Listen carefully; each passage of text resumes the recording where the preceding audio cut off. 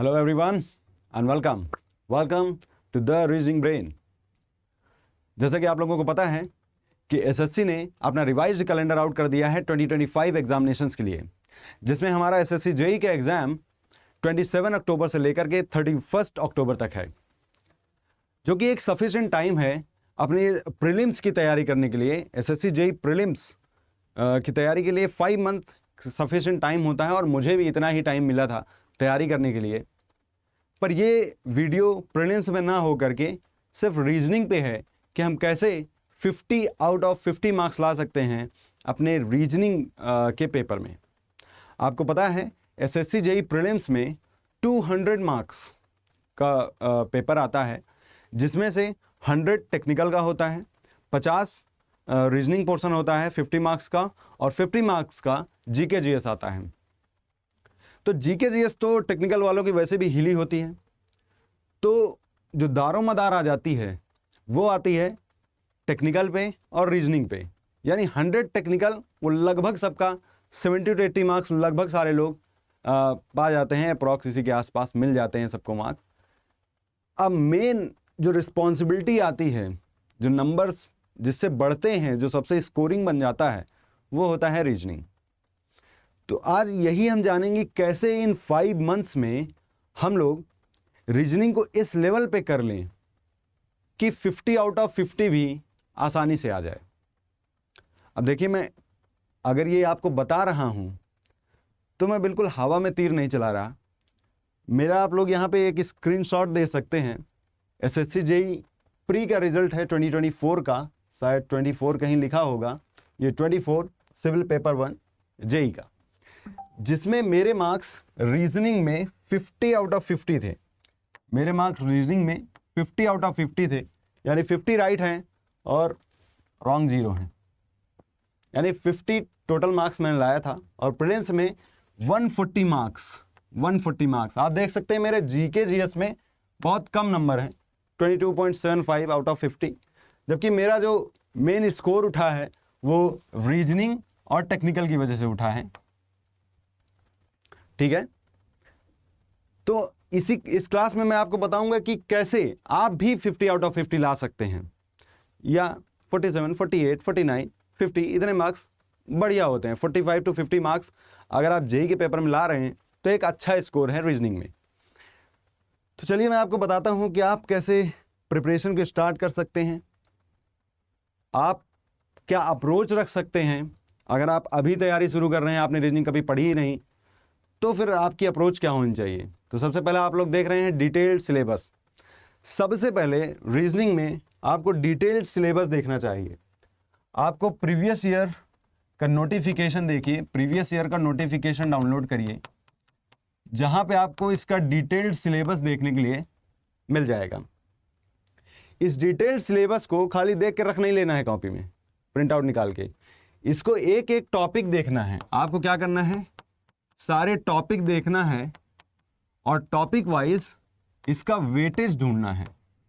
यह आपको आसानी से गूगल पे मिल जाएगा या फिर किसी भी यूट्यूब चैनल पे आपको देखने के लिए मिल जाएगा कि टॉपिक वाइज इसका वेटेज कितना आता है, किस किस टॉपिक का कितना वेटेज है, कितने क्वेश्चन पूछे जाते हैं।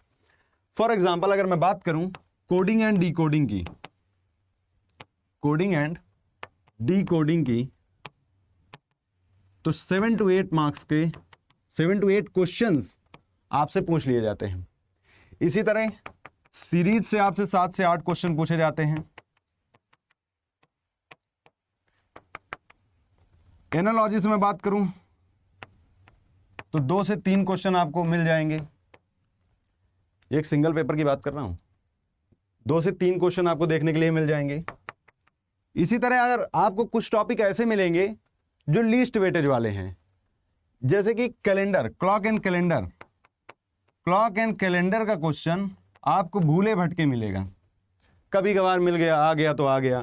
तो अब इसमें इतना टाइम वेस्ट करना सही बात तो नहीं है।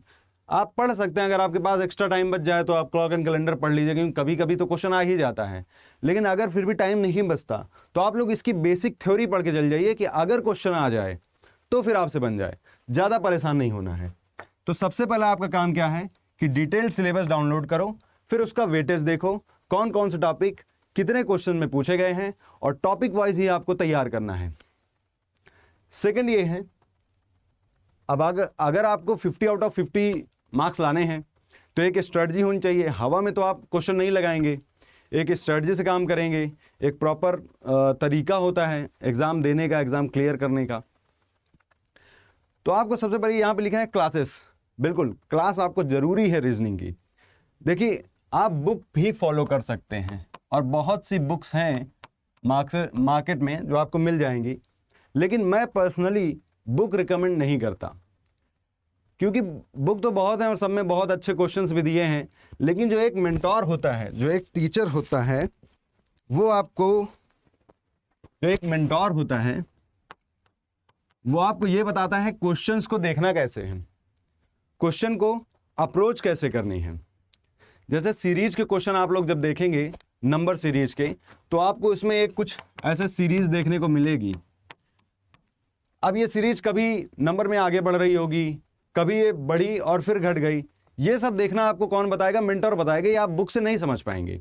तो क्लास लेना बहुत ज़रूरी है, और किसी ऐसे बहकावे मत पढ़ना कि रीजनिंग पढ़ने की क्या जरूरत है, रीजनिंग क्वेश्चन तो ऐसे ही बन जाते हैं।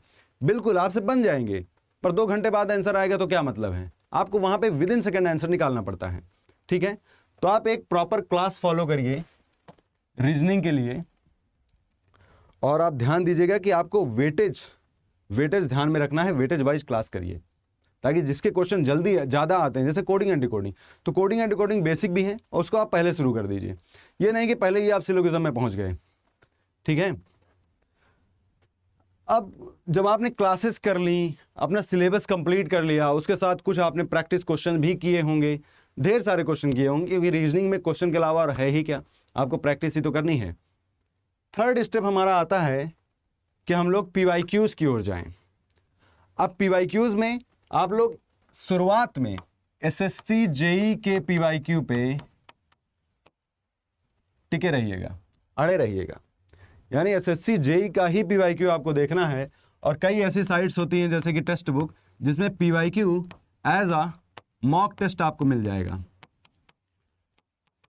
जिसमें आपके 50 क्वेश्चंस होते हैं और 30 मिनट का टाइम देता है।